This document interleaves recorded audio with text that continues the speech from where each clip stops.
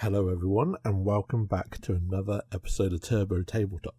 This is episode 15 and today I am joined by Isaac. Hi there. We've got some topics where we're slightly changing the layout of the podcast, so a bit more structure to it. We're going to be looking at some hobby updates, like what we've been working on, some of the community stuff as well that we've seen. We're going to have a look at a different game system that we've been playing, the Middle-earth strategy battle game, or Lord of the Rings, if you didn't gather it from that. And a couple of questions and some maybe hot takes from the community as well. So we will play the theme tune and we will get stuck into it.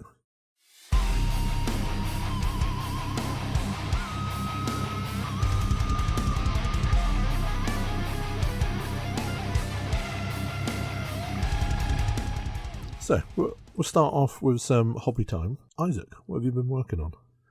I've suffered from, I think, what I could only describe as hobby ADHD at the moment, which is wanting to work on absolutely everything and not completing any of it. Some of that has, I recently had a new addition to family, my daughter, which kind of means that sitting down to do full things isn't always possible. My wife, of course, has been really incredible and has helped do that some days, so she looks after her while I can kind of hyper-focus on painting some little guys. Largely, it's been Middle-earth stuff, so I've painted the majority of my Rohan army and the majority of my Hillmen army. I did hope to get all of my orcs sprayed and dry brushed ready for the slap chop. That did not happen. But I suppose my best achievement across the last couple of months is probably my Rohan house. I'm very pleased with my Rohan house. Your Rohan house is incredible. Thank you. I'm looking forward to getting the other two built, and then the one that I've built and not sorted out to get that painted. I think it'll be a really cool board once it's set up. So I'm looking forward to seeing that. What about yourself, Jono? I've been plugging away at some Shatterpoint. Because I've got a tournament later it's now March, got a tournament later this month. I don't know the name of that officer you painted, but it was awesome. Oh yeah, General Veers. Yeah, he looked awesome. Really clean job on that. Very happy with how he came out. He's pretty cool. He's leading some snow troopers, so they were fun to paint up. Yeah, and you managed to get quite a lot of difference in tone, even though they're basically one colour. Yeah, it was odd because they're just white, but they're like browny white and cleaner white. So yeah, they were fun. And then I'll just cake the bases in snow, as you do. Yeah, but I am going to go back on all of my Empire stuff and add different levels of snow. Okay, just to kind of tie them in all together. Yeah, I think that's probably one of the problems with something like Shatterpoint, isn't it? That everything is from a different era, but you can use all of it together. Yeah. So you don't want your Ewoks on like city bases, do you? No, because that doesn't make any sense. No, so I suppose it's that toss-up of, do you go for bases that are thematic for the specific era and battlefield those miniatures were playing on, or do you go for like the tying it in? So that snow idea is probably quite a nice middle ground. Yeah, that's what I was thinking. But that's all I've been doing. I've got another squad that I need to buy and build and paint in not a huge amount of time. It might have to be a case of me borrowing the unit for the tournament, but that's fine. Happens to the best of us. It does. But I'm taking an all Empire list, so that'll be fun. Led by, I'm assuming, the big man himself. Yeah, Vader's in there. It's got Vader, Veers, Iden Versio, and Moff Gideon. Very nice. Darksaber. Can you take Moff Gideon and Mando both wielding the Darksaber in the same list? There's not a Mando with the Darksaber. Okay. But there's nothing stopping you from kit bashing it up. I've seen someone make a Maul with the Darksaber. I mean, that model's inevitable, really, isn't it? Yeah, it's got to be, right? And then that'll raise some questions. How many models for the Darksaber can you have in the same list? Yeah. Yeah, I wonder if they'll add that little tag, because you can. No, sorry, you can't run Vader and Anakin in the same list. Well, I mean, that's, from what my vague understanding of Shatterpoint, the damage output in combat would be insane. It would be absurd. Because they're two of the beat sticks, aren't they? They really are. Have you seen any stuff online or in the Discords that you think is particularly noteworthy? In terms of the hobby stuff, Tom is going to hate me for doing this, but I've got to give a massive shout out to the spearhead terrain he painted.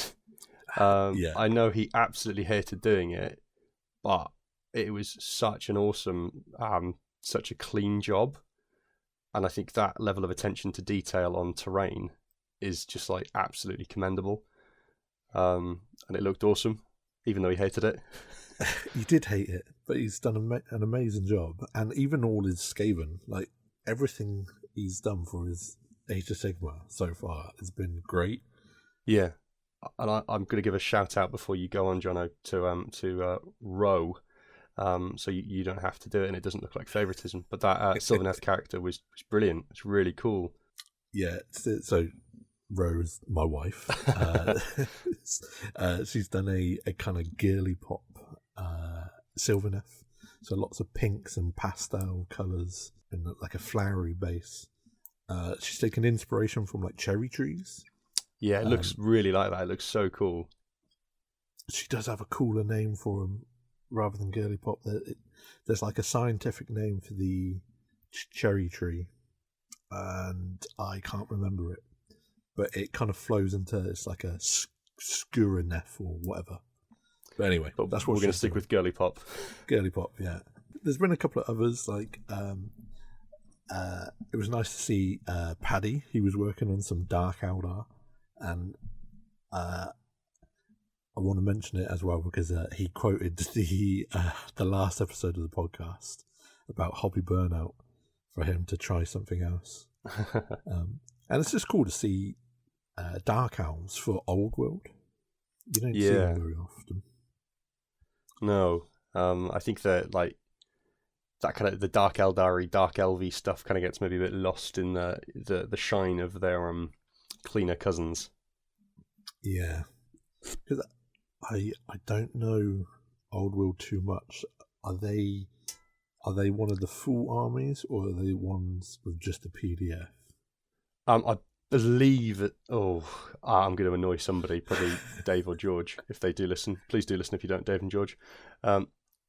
I think they are one of the PDF armies. I don't think they got a full release. Yeah, that'll be why you don't see them as often then. Which is a shame, if that is the case. Well, we don't know. And how many of the listeners will? Probably none. Tournaments. We haven't been playing in tournaments for a little while. You mostly. No, yeah. I ran one. When was it? Start of February. That was good fun. It was Mystic Games' first 2-day event, wasn't it? It was, yeah. And I think shout out to Jono because a huge amount of organisational work went on behind the scenes to get that off the ground. You would not believe how hard it is to book a venue for 2 days. So many places have church groups on a Sunday, and it's just insane. So anyway, God would understand, right? Yeah, come on, it's war. So yeah, that took a lot to get going, but it went well. And in the process of organising a little 1-dayer, and I think the plan is to alternate that. So we do a 2-day, a 1-day, 2-day, and then sprinkle in some like Sigma, Spearhead, and stuff in between all that. And I'm going to try and convince you by the end of the year to run a Middle Earth one. Yeah, that'll be fine. But a tournament I did want to sort of touch upon that happened last week, I think it was. Yeah, on the 22nd. It was the Oxford Onslaught. Local guys, Michael from Didcot. He puts on great events, and this was a 50-player 5-round event, and some mad lad won it with Nurgle demons, which is just crazy. I don't know if you've clicked into his army list. Yeah, I'm looking through it now. I think there was 2 units that weren't Nurgle. Yeah, he's got like some blue horrors in there and some Seekers. Yeah, but I love the name list. The list of the what he's called it. Yeah, I genuinely go on. No, carry on. He's like, I genuinely don't understand how this detachment rule got printed. It's not good by any measure. This is one of the worst attachments I've ever seen in 3 editions I've been playing 40k. This sucks. And then goes on to win. Yeah. I think it just forces all the battle shocks. I think that's what he's doing. Yeah.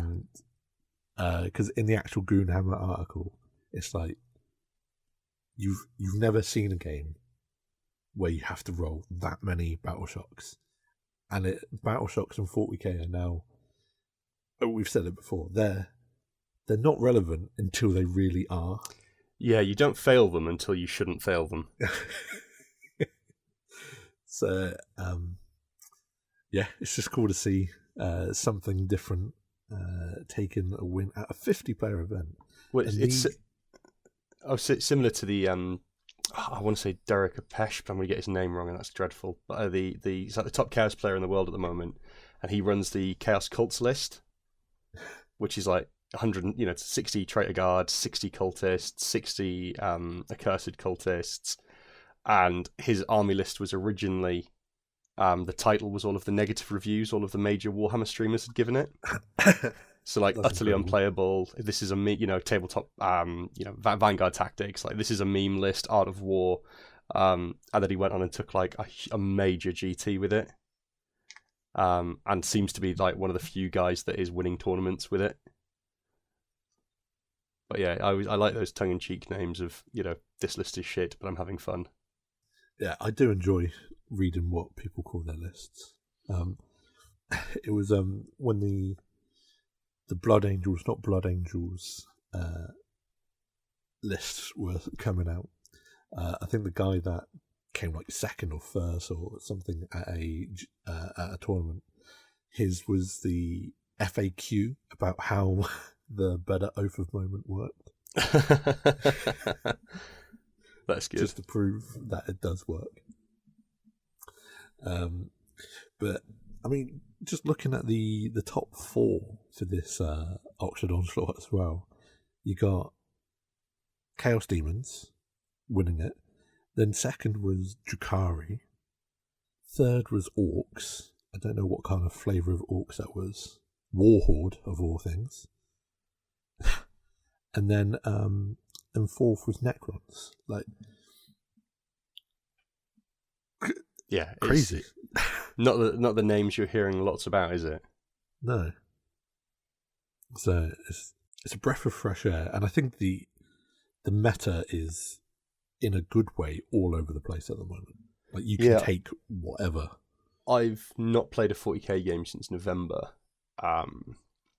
and I'm playing my first game on Monday with Ollie, and I genuinely was trying to sit down to write a Dark Angels list or even a Chaos Space Marine list, and just couldn't even begin to think of like what I'm like. The Lion is in some Dark Angels, like a lot of Dark Angels lists now, and I'm just like, okay, I'd written him off, but clearly I was massively wrong. And Chaos, I just no clue where to go. A lot of Creations of Bile, a lot of Pac-Man Zealots. Yeah, I think there's a lot of lists are crazy amount of infantry.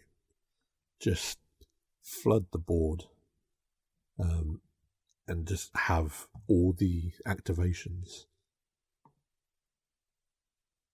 And it works, it works for a lot of people. Yeah. That's how it's partly how my like the fly-blown detachment works. Like you don't need to fight, so it's like, okay, well, these 20 Poxwalkers will just cleanse. I don't care. That's the sort of the Chaos Cults list. It's, if I didn't have to roll to fight, I wouldn't. Yeah. I would happily let my opponent slaughter my cultists and not roll the 4 dice I have left just to save on time. Yeah, it is a bit weird that you have to roll your dice. You can't like forego your rolls. It'll be to stop those like really nonsense interactions where you can, you're not having to maybe pile in, or you're not. I don't know. There'll be some logic behind it. Or like you get a re-roll if they're above half strength or something like that. Yeah. So you don't do an attack. So anyway. It'll be stop the cheese. Yeah. So I think it's hard to pick out like what is top. I mean, you're seeing a lot of Aldar again just because of the codex. But scrolling through the 40k stats website, it's a really good mix. I don't think there is a standout faction. No, which is so refreshing that you're not having to kind of rock up to a tournament and know, okay, there's going to be 10 Eldar players or 10 Necrons. Necrons are always I found the annoying one, and it's not that I don't like Necrons. I think they're objectively really cool. It's that because of Indomitus and the Imperium magazine, everyone's got them. So when they become good, people do have the opportunity to field them. And I just hate Catan. Catan are annoying. Really cool models, really cool concepts. I always struggle to kill them, or I kill them and nothing else on the list. There's like one too many rules on them. Well, at least the phase caps are gone. Yes. I do not miss phase caps. I do and I don't, but that is purely because I'm an absolute Abaddon fanboy. I'm one bad decision away from an Abaddon body pillow. As you all well know, Ollie will have clocked. Isaac mentions Abaddon, 15 minutes in or something like that. Yeah, take a shot or something. But yeah, they were bad. They were bad for the game, and I think we'll probably talk about them when we talk about uninteractive games late. But no, I'm excited to play on Monday. I'm excited to maybe play Chaos. It really just boils down to, do I get my act together on Sunday and get my Chaos stuff in the correct boxes to take it with me, or do I just take the Dark Angels that are all perfectly set aside and ready to go? Time will tell. I think you should take Chaos, personally. Yeah, I think I might do, just to see how many of my possessed I can get built over the weekend. Let's go beyond 40k. This is the beyond 40k section. Oh, new territory for the podcast. Yeah, because we're very 40k centric. Because that is what we play mostly. But we are actually playing other games, and the game I want to talk about today is the Middle-earth strategy battle game. It's brilliant. It's incredible. You have been a big peddler for people getting into it, and I've bitten. I was very kindly gifted a bunch of Urukai, and the game is just so much fun. So, Isaac, tell people what makes Middle-earth strategy battle game so fun. I think so much of it is the nostalgia factor of re-entering the world of the Lord of the Rings. It was the first game system I played, Middle-earth. I remember getting my soldiers of Minas Tirith. I got 12 of them and some paints when I was about 10 years old, and haven't really looked back with Warhammer. But there is something so kind of cozy and brilliant about entering the world of Middle-earth, and I think in a way, and I'm probably speaking for myself mainly here, that 40k and Sigmar don't have, and actually probably in a similar way to Star Wars, Shatterpoint does have. You feel like you know the characters so much better.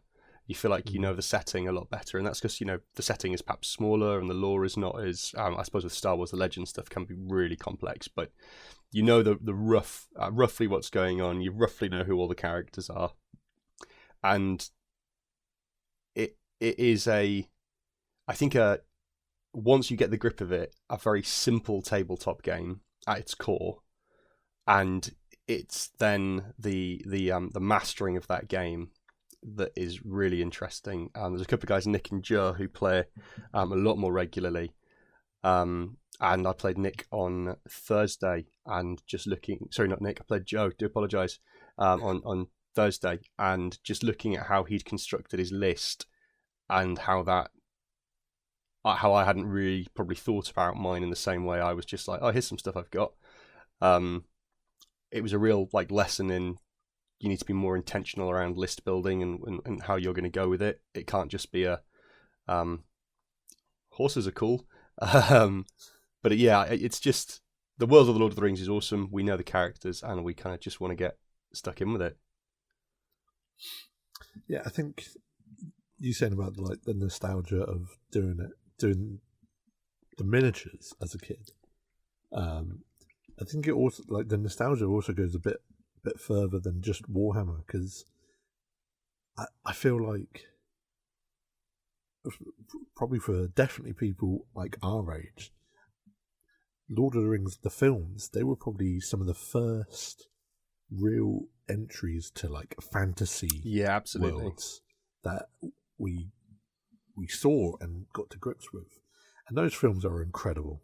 They are. They're amazing. One of the best film trilogies. I would argue the best film trilogy ever made.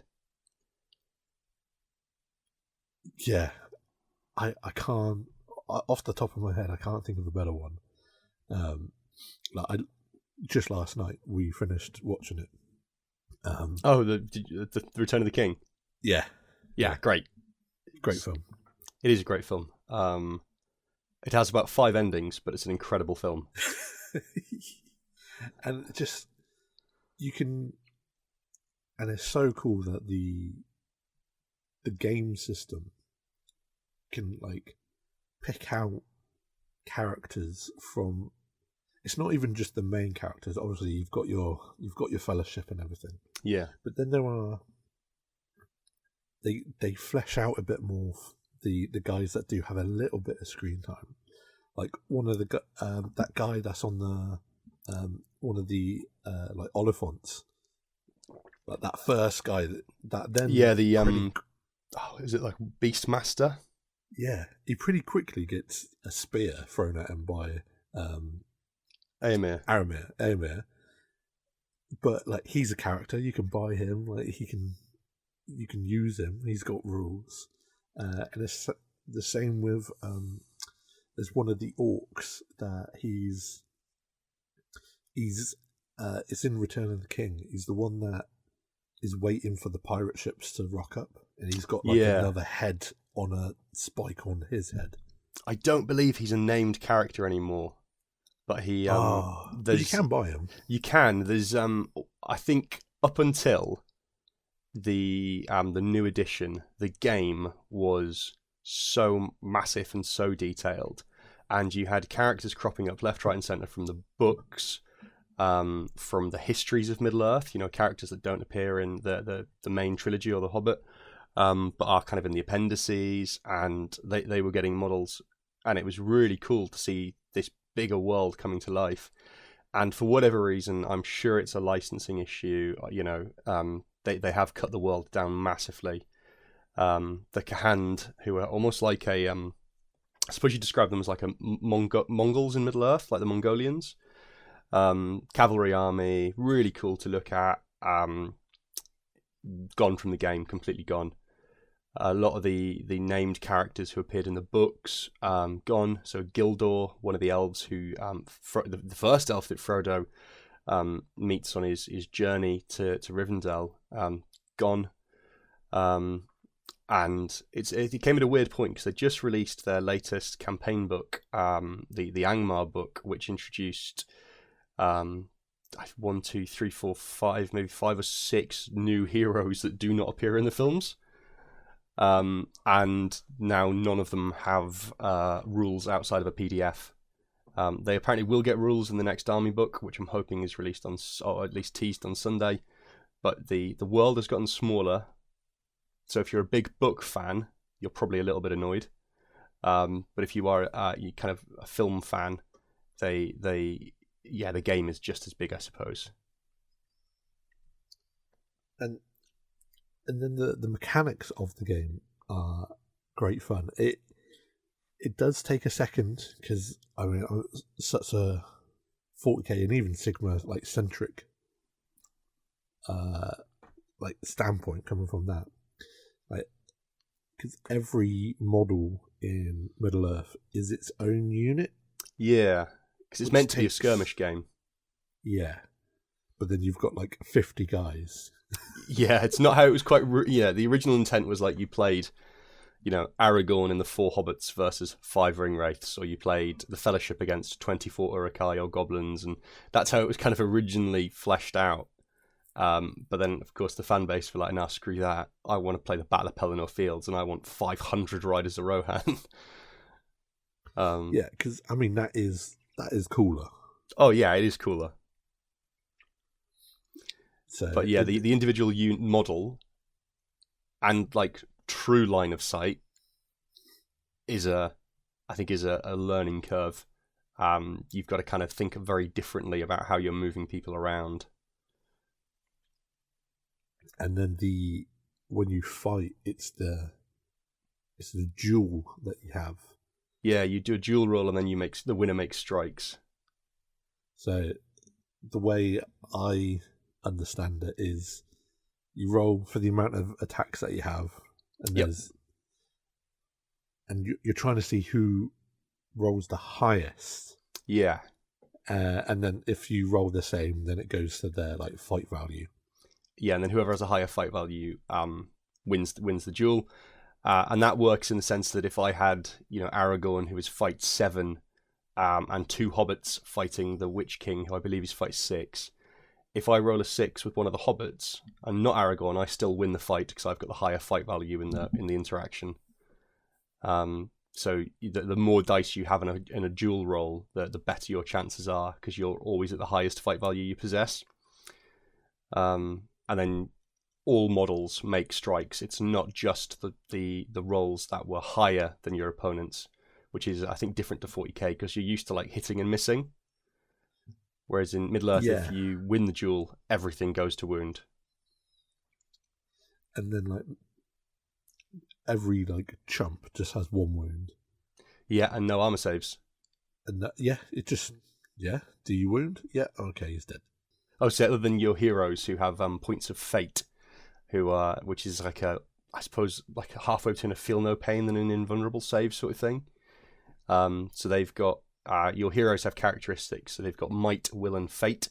Might is their ability to perform kind of mighty actions on the battlefield, whether that is to become better at combat, to move before your opponent moves, to shoot before your opponent shoots, or to move further. They can kind of, or get super strong so they can become better at fighting or better at defending. And the heroic actions each hero has are tailored to that hero. So Sam from the Fellowship has heroic strength, but none of the other hobbits do because he fights Shelob and he kills all those orcs. And then you've got your points of will, which are what spellcasters, so Gandalfs, your Saruman's, use to cast spell. Ring Wraiths, really cool for the Ring Wraiths. When they lose all of their points of will, they just die. Really? They no longer have the ability to maintain a physical form anymore. So they do have 16 points of will each. They've got a lot. But you've then got the balance of casting spells and fighting means that you will die faster. Some of the lists mitigate that and you don't lose will in combat. So the Witch King in the Angmar army list doesn't lose will if he wins the fight, but if he loses the fight, he does lose will points. Sure. And will also allows you to improve your courage rolls and to resist magic, which is why Boromir only has 1 point of will because he's not very good at resisting magical things. And then your fate rolls, so if you take a wound, you can choose to spend a point of fate to ignore it, and then you roll a dice, and then a 4+ you ignore the wound, but your fate is reduced. And you can spend as many fate points as you want, but you do have to roll them one at a time. Characters who die in the series tends to have very low fate points. So I think Boromir only has a single point of fate, but he does have 6 points of might, which is pretty bonkers when somebody like Aragorn only has 3. So they try and balance it out in different ways. But yeah, your heroes can kind of survive, and your normal guys are just dead. It's half alternating actions. So it's alternating in the phase. So, like, I would move everyone, then you would move everyone. Yeah. And then it goes to shooting, right? Yeah, then you shoot, I shoot, and then everybody fights at the same time. Yeah. Which is quite cool, because then you don't have that, I didn't charge, so all my guys are probably dead. That sometimes happens in 40k when you get hit by a big unit. You've always got a chance to win the fight. And the advantage to, if you have priority, you dictate the order in which the fights go, and you divide the fights. You divide up who's fighting who. So you still have some control if you've won priority in the fight phase, but I don't think it's as oppressive as all my models fight before your guys get to fight. No, definitely not. And it sort of takes it a slight step further than Age of Sigmar, where Age of Sigmar is like whoever turn it is, they pick the first unit to fight, and then it alternates. Yeah. I like it. I think it's a good. It is. It's a good core rule set, and up until the new edition, it was widely considered to be Games Workshop's most balanced game system. And then, of course, the new editions just have teething issues. Exactly, and they haven't even released all the army books yet, so they're not going to release any like big balances to it, are they? No, there's one more army book they're waiting on, with no release date in sight. I'm hoping now Emperor's Children are out of the way that they'll get on with that. And then they still haven't. I think that the feel bad is they haven't released the Legacies PDFs. So if your army or one of your characters went to Legacies, they are just unplayable at this point, and that I think would have been a good gesture at the start of like, oh, none of those models work anymore, but here are the Legacy rules. They did give, and I think I've mentioned it before on the podcast, they did give lots of notice though, so I think that was quite good, of like, just so you know, when the new edition drops, these guys aren't going to be usable anymore. They will no longer be available to be purchased on the shop as of this date. So I think it was handled as well as it could have been, even though I suppose it's a feel bad if you've collected an army for 20 years and now it doesn't exist. Yeah, I mean, you're not going to please everyone, especially with like disbanding rules and stop and selling models. Like, obviously, that is someone's collection at the end of the day. Yeah, but I think with something like Middle Earth, the player base is small enough that you can get away with it. Like, you're not pissing off your death guys, your Deathwatch or your demon players. Yeah. 40k is too big to like fully retire an army. They have to be. This is the problem they have with Deathwatch. They clearly want to get rid of them, but they don't know what to do with them in 40k. I would love to see them just as they are now. I think they work much better as an Imperial Agents army, where you take like one elite squad.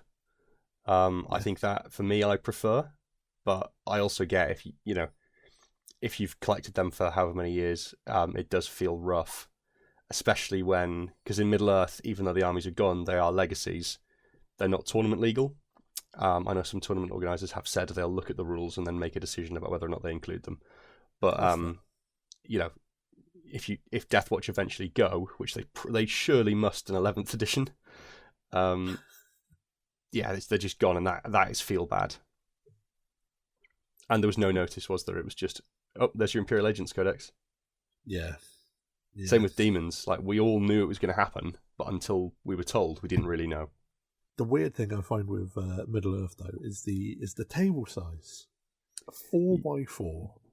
Why is it 4x4? I think that one of the things Middle Earth suffers from is that, unlike 40k and Sigmar, there are not set point scales. Yeah. You're kind of just agreeing with your opponent what you would like to play. So the game, the smallest tournaments I've seen are about 450 points, and the biggest are about 850. And I think the rulebook states that it kind of goes up to about 1200, and then it becomes a bit more of a the rules aren't quite, they don't scale too well, because you've just got too many models. Imagine rolling all of those individual combats. But yeah, the 4x4 works in the sense that you've got less models than 40k. There isn't advanced rolls. There isn't not a lot of stuff moves like 12 inches or more. So I get why they've done it. One of the things I did see, because I know we talked about using like a 3x3, was that the problem with that is that the scenarios are balanced around the 4x4 board. So if you make the board smaller, all of the objectives suddenly move closer. Right, okay. So you can get, and yes, you could make deployment zones smaller, but then again, that has a knock-on, doesn't it, to certain bits. But yeah, if the objectives are closer, it doesn't take as long to get to them. And that can cause issues with your slower armies, like your dwarves move 5 inches. If you've got no cavalry, you're going to struggle to get there. So it's a weird thing. I've played one game on a 4x4, and 2 or 3 games now on the 4x6. I think the 4x6 works largely just as well. Okay. But at the same time, yeah, it's odd. They just need to do what they've done for 40k, I think, and have the game works at 400 points, 800 points, and 1,000 points. These are your 3 board sizes. These are amend your scenarios accordingly. Yeah, that's all it needs to be. And like even on the maps for the layout, you could put, because I've seen it before in like 40k books. They've done it in the Crusade ones, where if you were playing 1k, objectives are here. If it's 2k, objectives are here. So I think they could do it. They could shift them across. But I mean, it's also about like really how much do they want to invest in Middle Earth. I mean, if you looked at the website, everything is out of stock. Yeah. I've never seen a new edition launch so badly kind of handled. And I think one of the things that Middle Earth has in a way that 40k doesn't is a much bigger culture of 3D prints and alternative sculpts. And a lot of that stems from how expensive some of the older metal miniatures are, which have gone up with inflation, but you're not getting any more models for it. And the lack of availability of a lot of stuff. So I think Games Workshop launching a new edition and then not having loads and loads of the models available or anywhere near the quantity that's required, that's fine for your existing players who've already got their armies. But if you suddenly go, oh, brilliant, I'd really love to play, I've started Arnor, it's not an affordable army to get into, unless you're looking at alternative sculpts, because they're all metal. And you're spending like 60 quid on 15 models, which was like 200 points. It's not like 40k where that could be, half your army. Yeah. It doesn't feel good. No. But as a whole, I think everyone should at least give Middle Earth a go. Yeah, I've got a couple of armies. I've got my Rohan, my Hillmen. I'm more than happy to play intro games with people. I know that Nick and Joe also runs his own channel, Windrush Wargamers on YouTube. Some really cool Middle Earth videos on there for people. But I'm sure they would play intro games with people as well. Joe brought 3 armies on Thursday just on the off chance I wanted to borrow one of his. Like, he's a really great guy. Yeah. And so, yeah, I'm happy to do intro games to the best of my ability. I promise it won't be as horrible as my intro game with Ollie. I still feel bad about it. But yeah, it's well worth a go. And the entry level, if you wanted to collect one of the main armies, so Mordor, Gondor, Isengard, or Rohan, is really cheap. A starter box would cost you, I think, around £48, £49 from Mystic Games. Yeah, because the GW retail price is what, 57? 57, yeah. So, you take £5 off with your members discount, £6 off your members discount, and then another £2 or £3. So you'd probably be about £49. Which, and that's a playable force. It's about 500 very points, thin yeah. mag. Yeah. You get a named character in all of them, and you get usually some cavalry. You don't with Isengard, but you get some cavalry and some bog standard infantry. It's a really good entry into the game. Yeah. And yeah, I thoroughly recommend it. As I say, happy to do intro games with anybody. I put a question out to some of the listeners just to see if they had any questions, any hot takes, or just anything they wanted us to discuss on the podcast. There was a lot of different opinions and stuff that got brought up, some better than others. But I think we can. There's a few, and we'll see how long we spend on each one. One of them was what mechanic from other game systems do you think should be added to 40k? And there was a lot of talk about alternating actions, which personally I think alternating actions would not work in 40k. Yeah, there were way too many units. I completely agree. I think the alternating actions debate largely comes down to the lethality of 40k and the way that alternating actions would benefit the game in the sense that you shoot, I shoot, you fight, I fight, and we kind of take it in turns back and forth between units. Great. But that wouldn't be as much of a prerequisite, or I don't think people would ask for it as much if it wasn't as lethal as it is, because if your unit wasn't just getting shot off the board or killed in the first round of melee, you wouldn't maybe want. That's my 50 pence on it, as it were. You maybe wouldn't want those alternating actions. Yeah, it's currently 40k is just, it's so lethal. You're either tabling your opponent or getting tabled. That is, or may as well be tabled. You've got 2 units. It's I can't do anything. Yeah. It's when you draw those last 2 secondaries thinking maybe I can get 5 victory points, and it's behind enemy lines, and you're okay, I've got a unit of cultists on my home objective. So, I mean, maybe taking the Middle Earth where you alternate a phase, that might work, but even then I think it gets messy when you come to combat. Yeah, the Sigmar approach I think is the happiest middle ground. Yeah. But then the advantage to charging simply becomes you dictate which unit fights which unit, which is still a big thing.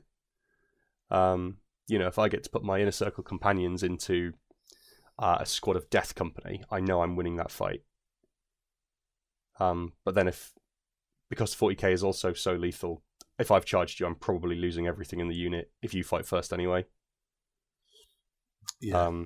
So yeah, I think Sigmar is a good halfway house, but Sigmar also feels less lethal than 40k in some regards, at least the games I've played. Yeah, which I think that actually leads on to MJ's point, was that there are too many rerolls in 40k. That would be the mechanic I'd take from another game system. It would be the lack of rerolls in Sigmar into 40k. Because, yeah, Sigmar, you're not rerolling dice. I can't. When do you reroll a dice other than the charge? Yeah, I think that's all I can really think of. Same with Middle Earth though. Some characters have or once per game you may reroll something if you're within 6 inches of your general, or you reroll wound rolls of 1. But in Middle Earth you're largely wounding on 5s and 6s, so rerolling wound rolls of 1 is not as oppressive as I'm wounding you on a 2 and I'm rerolling 1s.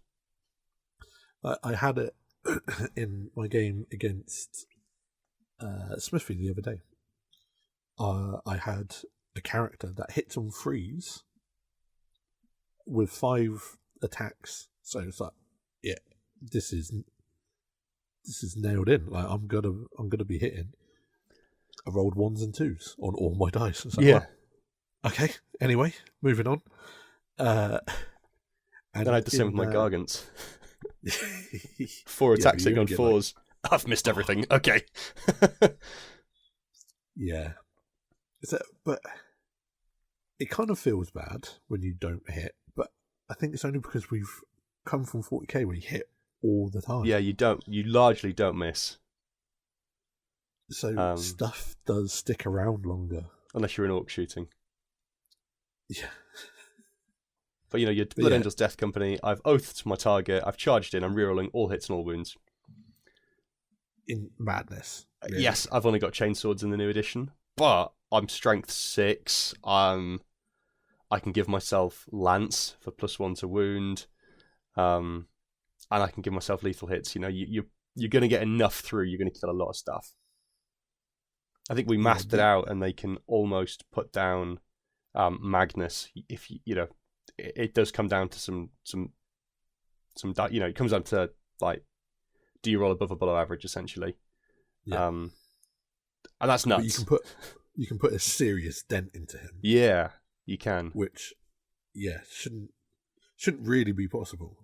No, because they are just regular Marines.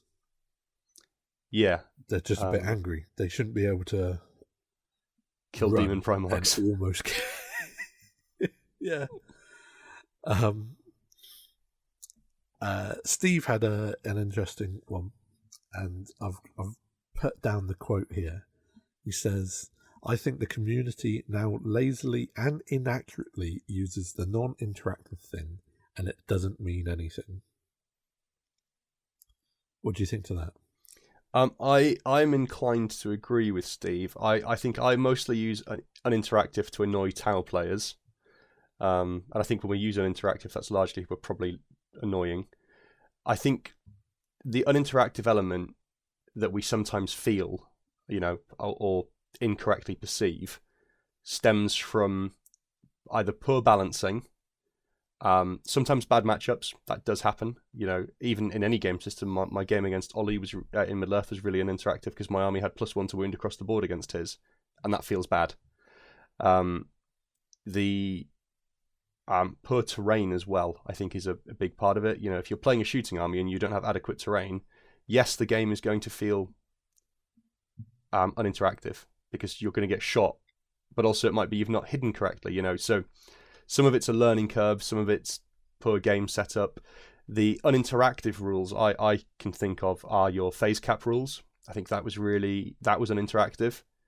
You can charge Mortarion into Abaddon, put 3 wounds into him. And then that's that. Yeah, even though actually you've done 9. That's not interactive. 9th edition Votan rules were not interactive. I've rolled a 6 to hit, which counts as a 6 to wound, which now means that you've taken 6 mortal wounds.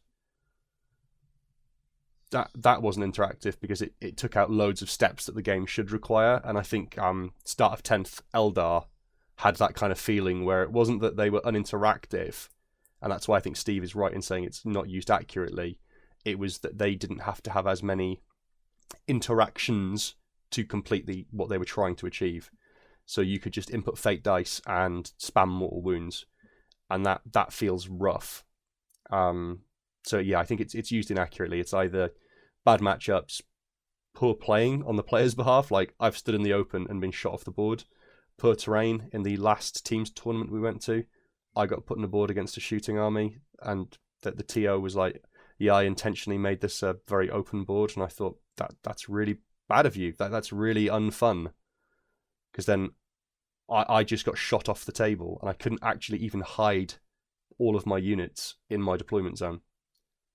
And that was not an uninteractive game. It was just a poorly balanced game from a setup point. So I largely agree with Steve. I think that it's used incorrectly, and we're actually talking about different issues in the game.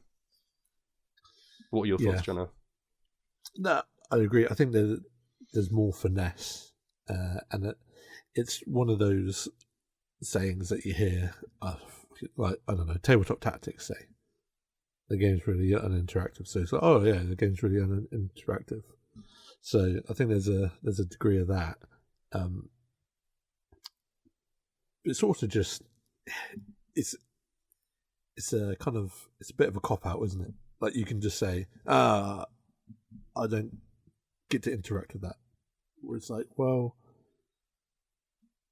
do you though? Like, there's more layers, and I think it reminds me of something that Smithy said about 40k, and there are sometimes people like blame their rules or blame certain rules or certain things, and it kind of diminishes your playing abilities. Like if you've like moved really well, you've got line of sight, you've killed stuff that's out in the open, and then your opponent's just like, blah blah blah blah blah. It's like, well, hold on a minute. It's like, no, yeah. I've played really well here. Don't say it's because of X. It's like this is a 2-player game. We've both got ridiculous rules. We've both got loads of stats and things. So let's not just write off the player skill. Yeah, that is a big. Go on. I was saying, have you read the Middle-earth Player's Code of Conduct? Yes, it's really good. I think that is something that every game system, and I know there's kind of like bits in the start about fair play and not being, that guy. But I'm just going to see if I can quickly find it because it is so good. And I think that is, so make a respectful gesture to your opponent before the game. Avoid using language that your opponent or people around you may find offensive. Arrive on time. If you want to use any unpainted models or substitutes, ask permission. Offer your opponent the chance to examine your army list. If your opponent has any questions, answer them truthfully. Discuss terrain before the game starts. Measure move distances carefully and accurately. Allow your opponent the opportunity to check them before you do them. When you roll dice, make sure they're visible. Always ask your opponent for permission before touching their models. Remind your opponent about any army rolls they may have forgotten to use. And I think that's really key. Like, if you know your opponent's got rules, don't be a dick and not remind them. Yeah. Or that if they're using them incorrectly, like, let them know. Even if they're using it to their disadvantage. And I get in, like, competitive play, you may not want to remind your opponent, like, oh, do you not want to do X, Y, and Z? Because that's part of the competitive game, is remembering your own rules. But in casual play, don't be an arse. Never deliberately manipulate the time. Try not to distract your opponent when they're trying to concentrate. Respect their personal space. And I really like this one. Never complain about your own bad luck or your opponent's good luck. Yeah. That, oh well, you're rolling really hot and I'm rolling really crap.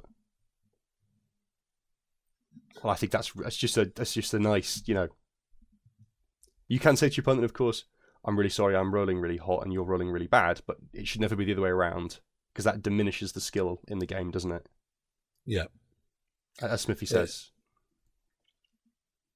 Yeah, don't diminish a player ability. 'Cause a lot of the time, that's what the game does come down to. Yeah, as it should. There's a reason we're not winning GTs, even though we could copy and paste a meta list. Exactly. And there are very few times in the game where, like, one list is so much better that it is, it's just not achievable. And even then, I think it was the worst game I've ever played. I was talking with Jason about this recently. When the Custodes first dropped, I was still using 8th edition Chaos Space Marines. We played 2,000 points. Jason tabled me, and in the 5th turn as well, so the game lasted 5 turns and I was tabled. I did not manage to kill a single model. That's ridiculous. And that wasn't through lack of but that wasn't through lack of trying. Like, I was shooting loads, I was getting into combat, and all that was Custodes came out and they had a pretty good rule set at the start of 9th, and Chaos 8th edition Codex rules were not compatible with the game. And that was, but that didn't diminish Jason's skill as a player. It was just, Custodes had good rules, and he rolled well. I rolled well. I just couldn't do it. That's one of those that going into that particular game, it's the custody should win. Yeah, regardless of anything. But then Jason, because he could pilot the custodies really well, he would exemplified that. Yeah, and he would have done well irregardless. He would have done well irregardless. I think you should always try and make games interactive. Sometimes people will say, "Do you want to play my guard army?" And if you're a new player and you don't have any anti-tank, that's going to be a really unfun game. So I think some of it is about making sure that when you're playing an opponent, you're trying to bring things, unless it's an agreed, like this is a competitive game, you're trying to bring things to make the game fun for them. Yeah. The question should be, do you want my tank list or do you want my infantry list? Yeah. Because some people don't have they just have what they have. And if what they have doesn't happen to deal with 150 bodies on the board, maybe bring the tank list. Yeah. It's that, unless you're playing a super sweaty game, you're there to have fun, ultimately. And even in the sweaty games, you should be having fun. Yeah, it's just a different kind of fun. Cool. Well, I think there is more, but we'll save them for another time. Did you have anything else you wanted to sort of discuss? I think, as you will probably point out when the podcast ends, and Ollie will inevitably point out, I've probably spoken enough. Fair enough. So yeah, that's been really good. We've been nice to talk about Middle Earth, and just what we've been working on as well. If you've been listening to this and you want to reach out and let us know anything about the episode or something that you want us to sort of discuss, just leave a comment. You can do that on Spotify. I'm going to endeavour to get the podcast onto YouTube so I can pop up pictures of the models we've been talking about. Yeah, just there's going to be lots of ways to reach out to us. There is a Turbo Tabletop Instagram. Send us a DM there. So let us know. And yeah, thank you for listening.